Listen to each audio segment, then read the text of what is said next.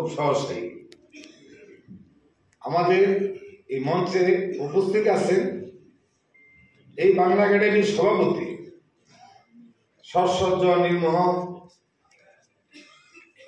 নিবেদিত দেশপ্রেমিক আমার পরম শ্রদ্ধেয় শিক্ষাগুরু অধ্যাপক আবুল কাশেম ফজলুল হক স্যার, মঞ্চে উপবিষ্ট জনাব দেওয়ান সুলতান আহমেদ, কাইয়ুম রাজা চৌধুরী, ডক্টর সাজা, দেশপ্রেমিক ভাই বোনেরা, প্রিয় ভাই বোনেরা, আমার এই দুর্নীতি বিরোধী জাতীয় সমন্বয় কমিটির যাত্রা কাইয়ুম ভাই, দেওয়ান ভাই বলেছেন, আপনারা শুনেছেন, 8 বছর আগে শুরু করেছিলাম। ঘরোয়াভাবে আমরা অনেকগুলো মিটিং করেছিলাম এবং দেশের সৎসজ্জ নির্মোহ বরেণ্য ব্যক্তিদেরকে আমি প্রায় 46 জনের আপনার ওনাদের সাথে আমি কিছু ঐতিহাসিক তথ্য যে ব্রিটিশ বিরোধী আন্দোলন থেকে এই বর্তমান বাংলাদেশ পর্যন্ত ইতিহাসের বাঁকে বাঁকে যাদের অসামান্য অবদান এবং যাদের অপকর্মের ইতিহাস, সেটাকে আমি একটা পুস্তক আকারে প্রকাশ করার জন্য আমি এই কাজটা অনেক কষ্ট করে সম্পন্ন করেছিলাম।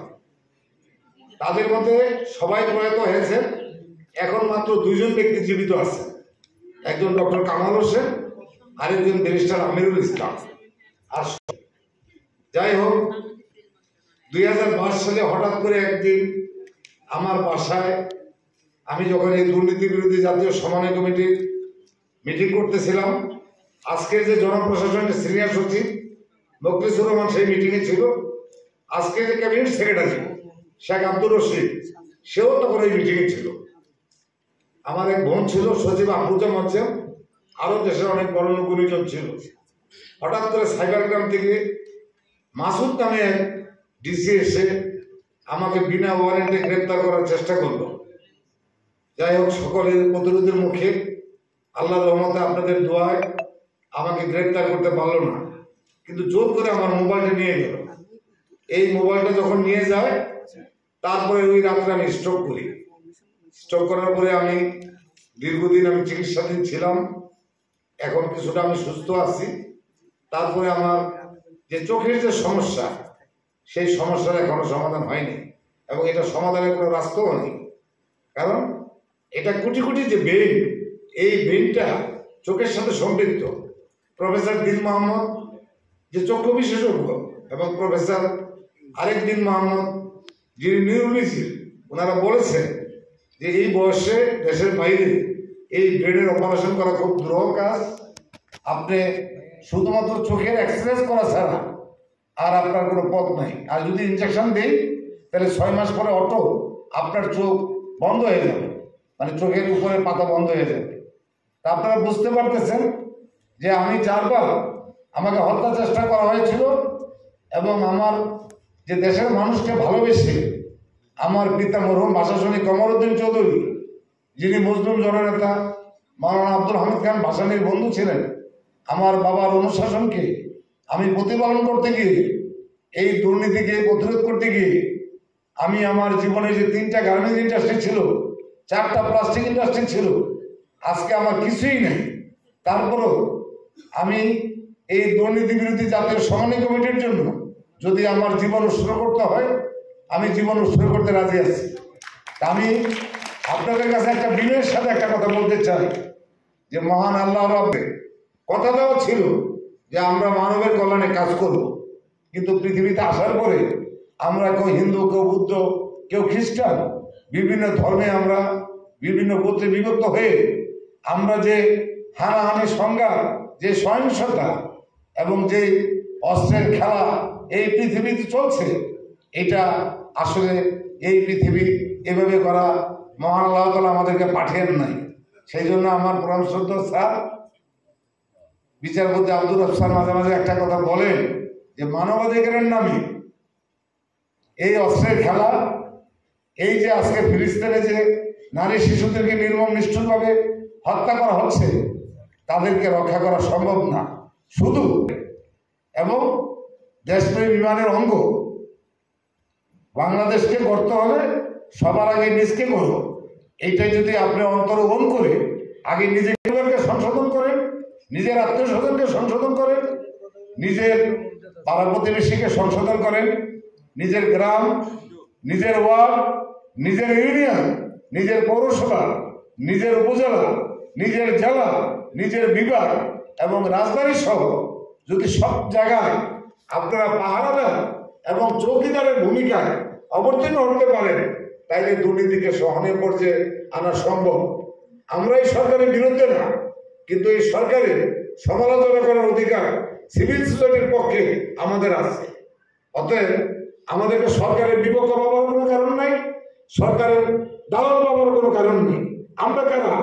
আমরা হলাম নিবেদিত দেশপ্রেমী, যারা অন্তত পক্ষে নিজের সর্জন এই পরিচয় দিয়ে দুর্নীতি নির্মূলের জন্য কাজ করবে। হাজার হাজার লোক আমাকে ফোন করতেছে, ভাই আমাকে একটু 1 মিনিট সুযোগ দিয়ে বক্তৃতা দিতে, আমাকে কমিটিতে রাখেন। পরবর্তীতে খবর নিয়ে দেখি যারা ওই ধরনের কাজ থেকে দেশের থেকে ওই মেম্বার, চেয়ারম্যান, উপজেলা চেয়ারম্যান, এমপি, মন্ত্রী 6,500 লোক বাংলাদেশ থেকে তারা পালাই গেছে। আপনারা চিন্তা করতে পারেন যে 6,500 লোক একসাথে বাংলাদেশ থেকে দেশের বাইরে পাড়ি জমাইছে, এটা দেশের জন্য কত বড় একটা কলঙ্কজনক অধ্যায়। এবং 154 জন লোক বিনা ভোটে এমপি হইল, একটাও বললো না যে না আমি এই বিনা ভোটের এমপি হিসেবে শপথ দিব না। একমাত্র মির্জা ফখরুল ইসলাম আলমগীর, সে যাই করে করুক, সত্যই সে শপথ নেয় নেয়। এই যে মানুষের যে মোহ, যে চেয়ারের মধ্যে যে মোহ, ক্ষমতার মধ্যে যে মোহ, আমার এই সংগঠনের সাথে অ্যাডমিন ক্যাডারে 21 জন সচিব যুক্ত ছিলেন এবং বর্তমানে যারা সিনিয়র সচিব মর্যাদায় চুক্তিভিত্তিক তারা নিয়োগ পেয়েছেন, তারা ওয়াদা করেছিলেন যে আমরা কোনোদিন কোন সরকারি চাকরি এবং চুক্তিতে যাব না। কিন্তু যখন এই ইউনুস সাহেবের সরকার আসলো, সবাই আমাকে ফেলে রেখে ওইখানে গাড়ি বাড়ির সুযোগ সুবিধার জন্য সবাই চলে গেল। সেই জন্য আজকে আমরা একটা ছোট্ট কমিটি আমরা ঘোষণা করব। তারপরে আমরা বিভিন্ন শ্রেণী পেশার লোকের সাথে বসে আলাপ আলোচনার মাধ্যমে নিশ্চিত হয়ে যে শ্রেণীর স্বার্থ নির্মহভাবে 8 জনকে নিয়ে ওই তহসিল অফিস, ওই ইউনিয়ন পরিষদের সচিবের কাছে যেয়ে বলবে যে আপনি যে নাগরিক সনদ দিচ্ছেন, জন্ম সনদ দিচ্ছেন, আপনি কেন 1,000 টাকা নিচ্ছেন? ওই তহসিলদারকে বলবে আপনি যে 1500 টাকা ফি নিচ্ছেন, আন্ডারমানে 10,000 টাকা কেন নিচ্ছেন? এইভাবে যদি 8 জনের টিম ওই গ্রাম থেকে, ওই পাড়া মহল্লার থেকে এই রাজধানী পর্যন্ত বিভিন্ন অফিস আদালতে আমরা যদি এই দুর্নীতির তথ্যপত্র সংগ্রহ করতে পারি, আমাদের 3 জনের বিচারপতির একটা তদন্ত কমিটি আছে, সেই কমিটি আমাদের ওয়েবসাইট দেওয়া আছে, সেই ওয়েবসাইটে পাঠাবে, ইমেলে পাঠাবে। আমরা এটা যাচাই বাছাই করে সরকারের যেখানে এটাকে আপনার মনে করেন যে ব্যবস্থা নেওয়া দরকার, সেই ব্যবস্থা ইনশাআল্লাহ আমরা নিব। আমি আপনাদের কাছে একটা কথা বলতে পারি, বিচারপতি আব্দুর রব এবং অধ্যাপক আবুল কাসেম ফজলুল হক যদি এই দুর্নীতি দমন বিরোধী জাতীয় সমন্বয় কমিটির নেতৃত্ব দেয়, আমি বিশ্বাস করি আগামী 3 মাসের মধ্যে 20 লক্ষ লোকের সমাবেশ এই ঐতিহাসিক করতে পারবে।